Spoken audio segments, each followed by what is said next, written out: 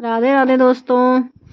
बरसात के मौसम में आज बहुत दिनों बाद तेज धूप खिली थी। राकेश के घर के आंगन में पता नहीं कहां से आकर एक बहुत बड़ा काला सांप रेंग रहा था। उसका 7 साल का बेटा उस समय आंगन में खेल रहा था।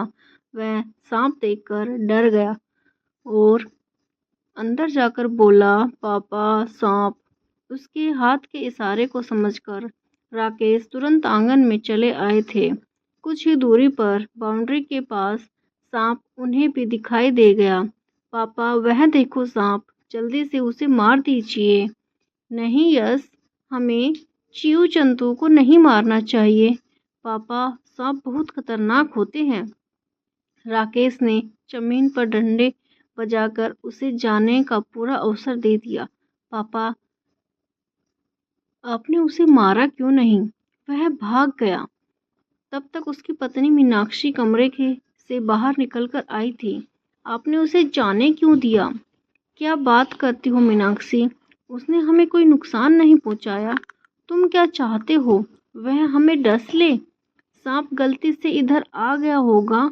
हमारा घर ऊंचाई पर है, वह अंदर नहीं आ सकता। आज आंगन में देखा है, कल घर में भी घुस आएगा।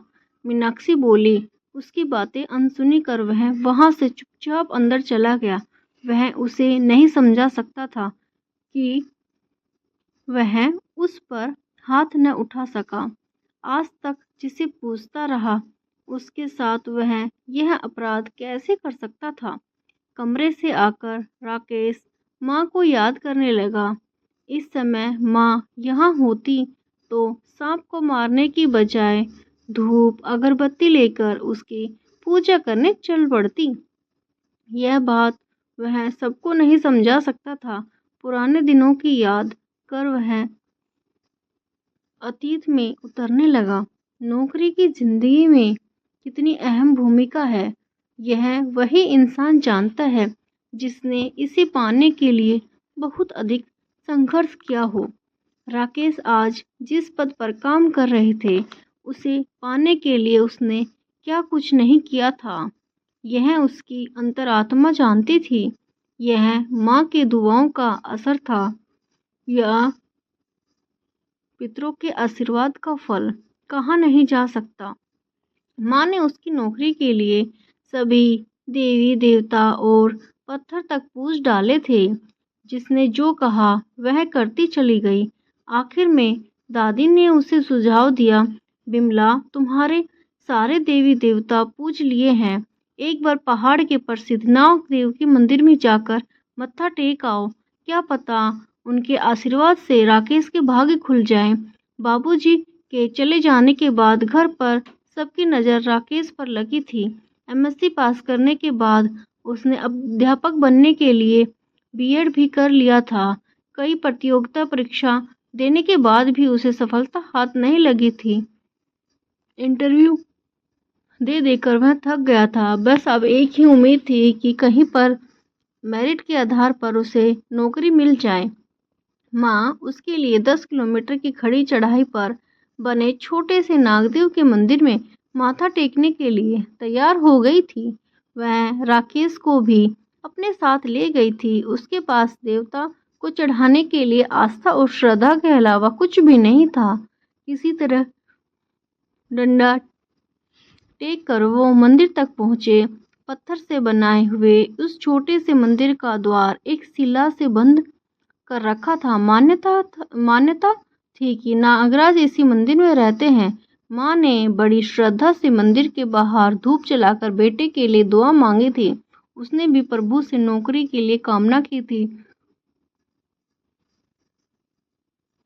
सुबह के निकले हुए शाम तक थके हारे घर पहुंचे थे। थकान के कारण उसे जल्दी ही नींद आ गई। सुबह के समय उसे ऐसा लगा जैसे किसी सांप ने उसके दाएं हाथ पर डस लिया हो। वह घबराकर उठा। वहां पर कोई सांप नहीं था। माँ ने पूछा, क्या हुआ बेटा?